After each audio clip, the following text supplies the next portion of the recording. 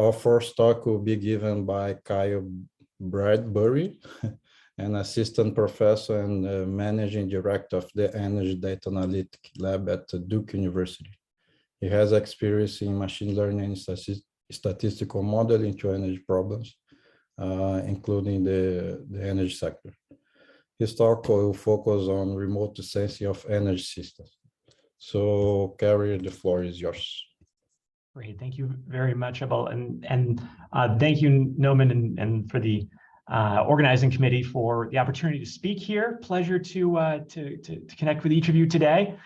So first of all, when we think about energy systems, we don't typically think about satellites, perhaps, as our first point of entry there, but maybe we should. And the point of this talk is to discuss some recent research and literature review work that we've done that demonstrates the potential value of remotely sensed data for energy systems, some of the challenges that are seem to be quite present in applying those, and some opportunities for future research in this space.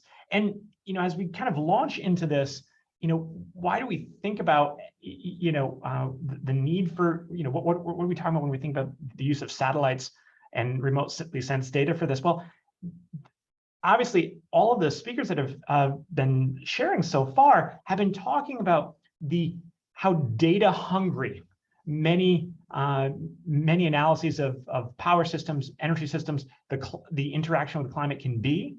And one of the ways of potentially filling that gap for informing decision-making, for informing greater research and analysis in this space is around the use of remotely sensed data because of its presence. So let's kind of jump in here. Think about what can we learn about energy systems from these remotely sensed data? Well, you look at an image like this, one that we've seen on Google Maps, 1,000 times. What are the things that might stand out as it relates to energy systems? Well, a few key things here. First of all, we can see buildings. We can see their size. We can see their roof type. We can see, the fact that there may be a pool nearby. There's a lot we can potentially learn about the size of the building and potentially the energy consumption of that building.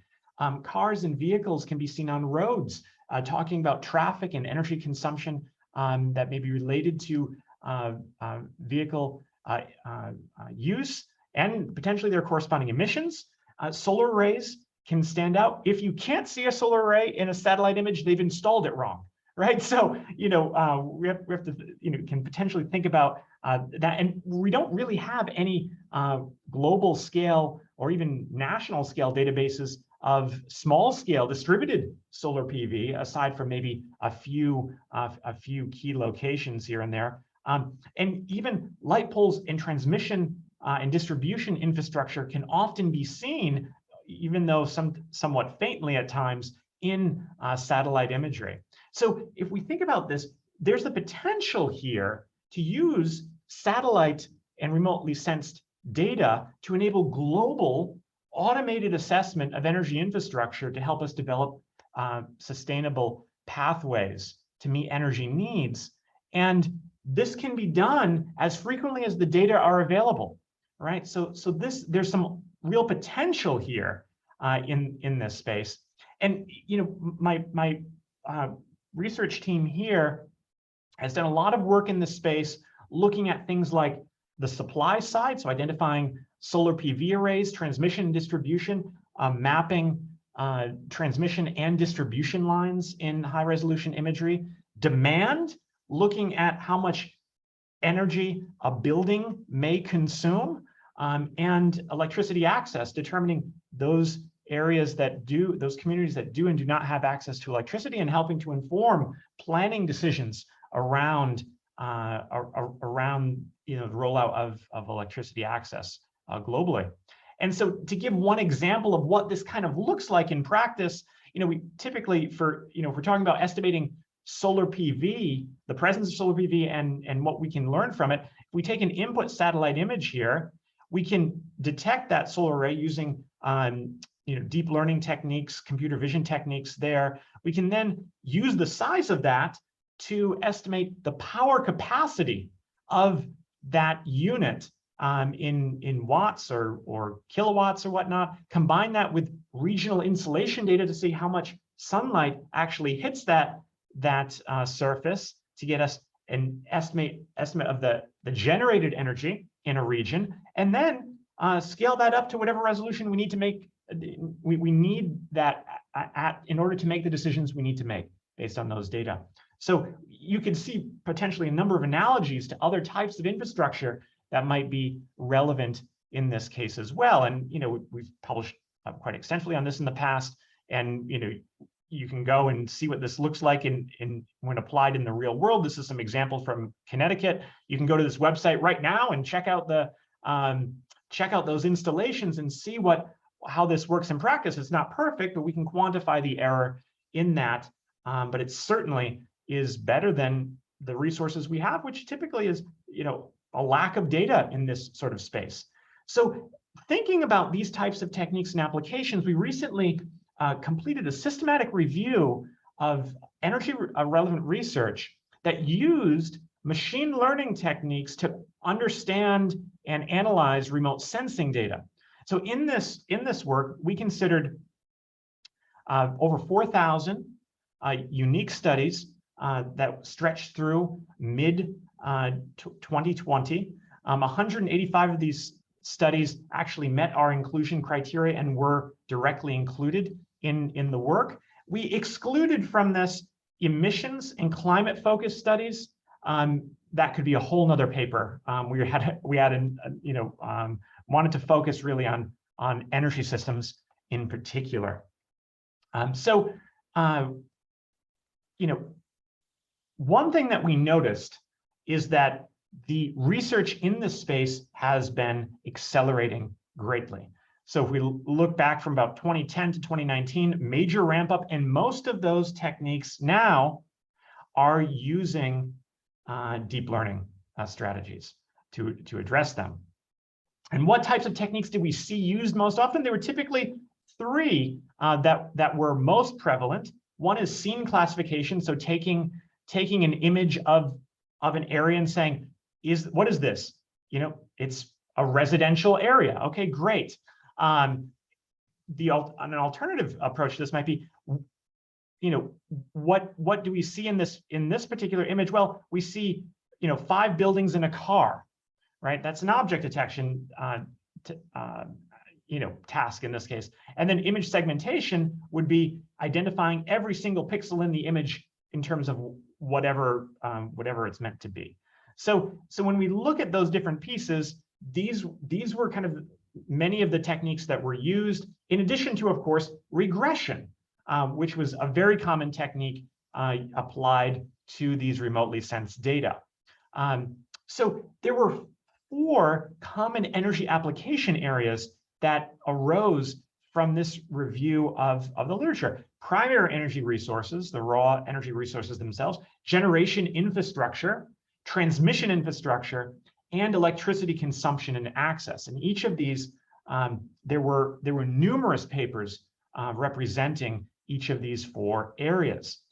So when we look at this first area around primary energy resources, and we look at some examples of what this was like, how this was used in practice. One area was around solar energy generation, estimation, and forecasting. So taking both natural images as well as other types of spectral imagery, and in this case, a surface reflectance data set here, and you can combine that.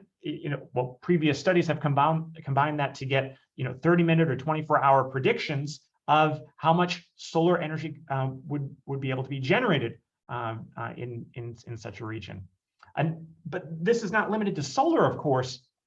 This has been present for wind, hydro, and geothermal. Wind combining synthetic aperture radar and LiDAR data to understand the surface topology, and things like microwave sensors to understand the wind's presence through the movement of waves on the ocean. right? Hydroelectric, looking at precipitation and soil moisture content to understand and model and predict their output. And geothermal, using LIDAR and meteorological data, especially local surface temperatures, to get a sense of geothermal potential. And of course, this is not limited to just renewables. You know, in the coal space, we can see the impact of mining in this case. You can see here this image from 2017 shows the extent of a coal mine here, and then this additional area that was not present, quite visibly evident in 2021, a few years later. In the oil and gas space, this is also can be used to analyze what's going on in that space. You can detect oil wells, oil tankers, the presence of refineries, and even storage tanks. You can even see the storage tanks for some of those. They move up and down based on how much oil is contained within those. So you can, as the cover to that tank moves up and down, you can determine how much oil is in that tank and see the trade of those commodities as we go. On the generation infrastructure side, we also have a lot of potential insights here. So again, we talked about identifying the location and size and generation of solar arrays. We can also identify power plants in imagery and things like even wind turbines. So we can use that in visible spectrum imagery, and we can also better understand the state of these generators potentially. Things like drones and high resolution imagery can be used for inspecting wind turbine blades for visible defects, inspecting dams for surface cracks, and inspecting solar for surface damage, dust accumulation, or thermal anomalies that might indicate potential failures. On the transmission and side of things, also lots we can learn from remotely sensed data. You can identify transmission towers that are visible in imagery and distribution utility poles along roads, and see all of this in the imagery themselves. We can also take a look at transmission line corridors. Is there risk to these transmission towers and to these lines due to vegetation encroachment? By being able to identify each of the different components that are present in that image, whether it's, see how far away the trees are from the lines. Again, this is certainly faster using drones or satellite imagery than it would be through manual inspection by far, right? Leading to increased reliability and safety. And even things like high voltage insulator monitoring. So, are there any potential risks due to the state of different insulators that are present on a particular pylon? The last of these areas is around, looking at electricity consumption and electricity access. So on the electricity consumption side, we can use different factors around the state and size of a building to estimate the energy that might be consumed by that building, and potentially even break that down between electricity and non-electricity contributions. And using some of the characteristics of that building to inform those estimates. This can also be used to look at both electricity access and estimating reliability of that access. Reliability is a major component in this space, and sometimes that can be easily overlooked when we're looking at electricity access questions. So this is a satellite image of North and South Korea, and you can clearly see the difference in lights at night intensity in those two regions, stark differences in those two regions. And one thing that you can look at is as the light intensity varies over the course of time, you can get a sense of the potential reliability of that level of access in that region. Okay, so those are some of the applications that have been demonstrated over the past few years in this space. But there are a number of challenges in this space as well. So model accuracy and trustworthiness is one area that's very important. So oftentimes, what we found in these studies was the accuracy assessments are typically overly optimistic, often because the data sets that are used to evaluate them on might be already quite similar to the training data sets, and it's in a very constrained geography. This may not be representative, and this gets at the second point too, which is the test data sets where we're evaluating this needs to be where we're going to be applying these techniques in practice. Oftentimes, we have the data that are available. We're data limited in this case for these types of pilot studies. And so they're not really representative of a truly large-scale general application of these techniques. So again, accuracy assessments may end up being overly optimistic. There's a replication issue that's definitely present in this space as well. Access to data and to code. 44% of studies did not share their data, and only 6% of studies shared their code. The lack of benchmark data sets in this space and the lack of code to be able to reproduce this limits the pace of development and innovation in this space. There are also a number of application gaps. A lot of the focus of the work that has been in this space, as was seen in the last few slides here, was around things like raw energy resources, power systems infrastructure, energy access and consumption. But there are many other areas out there to be explored, and those are certainly opportunities for research as well. And there were limited studies located in Africa, South America, and Oceania. So again, areas that could use some additional work in this space. There are a number of core machine learning challenges limiting the applicability of these techniques. Domain adaptation being one of them, the ability of an algorithm to generalize to a new location. We don't see a lot of studies that are really exploring that or addressing that head on. Another is rare object detection. A lot of these objects are very rare. Producing data sets that are ready to enable them can be challenging to do, and so scaling these techniques up to use on rare objects may be quite challenging. The other area, data fusion, is one where there's a lot of opportunity. Fusing data across time, across sensor modalities, there's a lot more information we could bring to these techniques to potentially improve their performance. But we just haven't seen that as much in the literature yet. The other areas around remote sensing data collection, satellite, aerial, and UAV, unmanned aerial vehicle or drone data. They're really expensive at times. The costs are decreasing, but right now they're still pretty expensive. And researchers like myself, we're not necessarily the experts in large bulk data warehousing and management when you talk about petabytes of data at our disposal. So scaling up to be able to access these larger data stores can be a challenge as well. And the last piece, which was hopefully echoing what some of the other presenters were talking about earlier, there are security, privacy, and ethical considerations in all this. Security, some of this infrastructure that we're talking about here is critical energy infrastructure. We have to be careful what we do with, and how we share those data in ways that are going to, maintain security of these systems. Privacy is certainly important. And we talk about UAV data, drones flying around, capturing imagery of local communities. There's privacy questions that come up there. Those have to be addressed as well. And lastly, ethics. Environmental equity and the impact of energy systems have to be considered on vulnerable populations. And historically, that has not certainly been the case.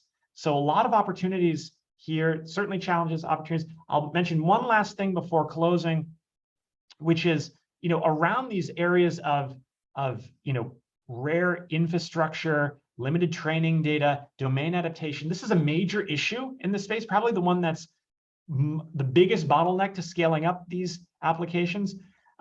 Just to throw some potential solutions out there, around these problems of we need the higher resolution data, but it's more expensive.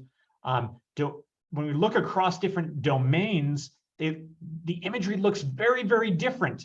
This is very confusing for an algorithm to be able to address each of these different types of locations equally well. And this often is where algorithms in this space get caught up and aren't able to perform well. So one possible solution is synthetic data augmentation. So this is an area we've been exploring a bit, and we can take a synthetic world, create it to look kind of like what we're interested in, and use synthetic imagery to augment our otherwise lack of training data in some of these spaces. And we've explored a few ways of doing this. One, creating a fully synthetic world. Another, using real imagery without the objects we're interested in. Say we wanted to look at wind turbines, put those onto this this satellite image, this real satellite image, and make a synthetic version of that satellite image. So we've also been exploring using these types of approaches for enhancing and augmenting the data availability, and using generative adversarial networks to fully blend and synthesize data set, take an image without any energy infrastructure in it, take some snapshots that we'd have from a library, stick them in and blend them in, and use that to enhance our technique there. So that's one approach. And another is self-supervised learning, but I'll pause on talking too much about that for the sake of time. I'll just mention that the difference between self-supervised learning and traditional approaches to using these data is you need labeled data sets for every new location you're going to and every new task you're going to apply this to. If you want to do building detection or solar PV detection, you need a new training data set for each. Self-supervised learning is a technique that uses contrastive learning or other mechanisms to an unlabeled data to train a really robust encoder, something that we can use to apply to many different applications.